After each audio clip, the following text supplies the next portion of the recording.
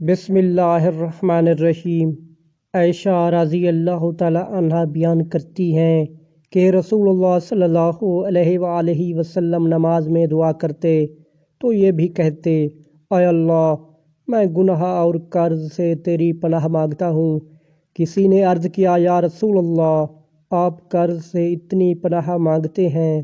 آپ صلی اللہ علیہ وآلہ وسلم نے جواب دیا کہ جب آدمی مقروض ہوتا ہے تو جھوٹ بولتا ہے اور وعدہ کر کے اس کی خلاف ورزی کرتا ہے۔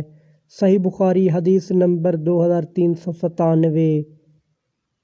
ابو ہریرہ رضی اللہ تعالی عنہ سے روایت ہے کہ نبی کریم صلی اللہ علیہ وآلہ وسلم نے فرمایا، میں نے تو یہ ارادہ کر لیا تھا کہ نماز کی جماعت قائم کرنے کا حکم دے کر خود ان لوگوں کے گھروں میں جاؤں جو جماعت میں حاضر نہیں ہوتے اور ان کے گھر کو جلا دوں۔